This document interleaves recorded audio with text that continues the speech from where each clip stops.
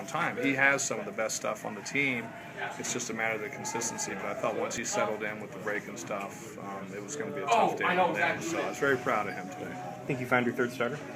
Well, I mean, that's something to build on for sure. I would be very comfortable living with that on the weekend if we knew we were going to get that every time, and I think he's definitely deserved the opportunity to do that. But we'll still play matchups as we go and look at what guys' splits are and how they're doing against righty-lefty. And as I said all along, we're going to go one game at a time too. So if we need to use him to win a Friday or Saturday game, we would do that as well.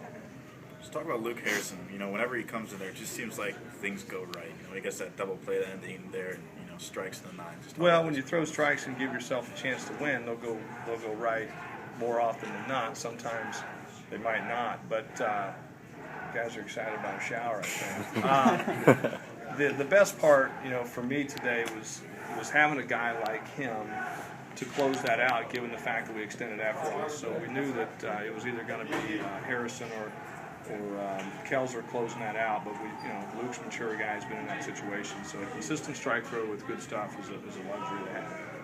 Imagine Sam was pretty motivated when they walked Schwarber to get to him. Well, and I think it's the right move. I would have done the same thing if I were them, and Sam's been a ground ball guy this series, but I think he was sitting on a particular pitch, did a good job with the scouting report, and was ready for it. So, he's a good hitter, and we were kind of joking around about it, like, Lala averages at some point he's going to get a big hit right here, but that's why he is who he is. He's a clutch hitter. 13-1 in your last 14 games.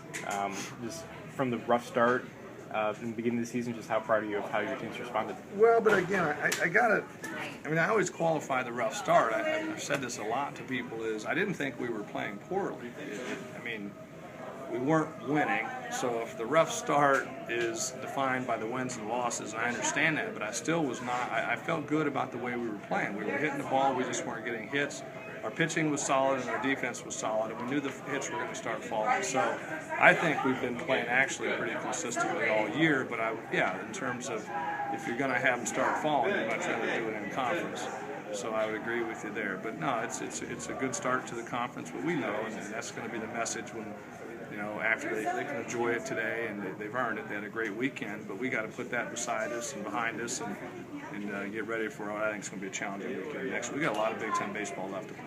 Obviously, talked a lot about the staff at the beginning of the week.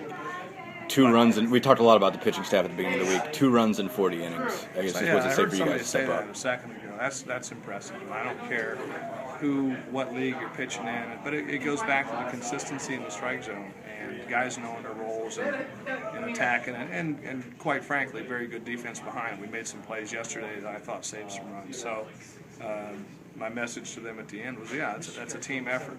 Their pitching staff, I thought, Michigan State's pitching staff, I thought was outstanding. Ours was equally good, and we hung in there and gave our offense a chance to get some key hits. But I thought that was 2 quality pitching staffs all night. If someone told you coming into the weekend you win all 3 games without Frost closing out for you, what do you say to that? I'd be a little surprised. I didn't know. Because he didn't get the win yesterday. I'd be a little surprised, but not totally surprised because, as I said, we have quality arms that, what injuries happen with Halstead and Kyle, and even Will not throwing as well as he is, it forces you to use some other guys that you haven't normally been using. We know that they're good. We've seen them in practice. The only thing that was missing was game time. So I'm not surprised by the results of some of the guys that have been getting the ball in Belcher and Kelzer.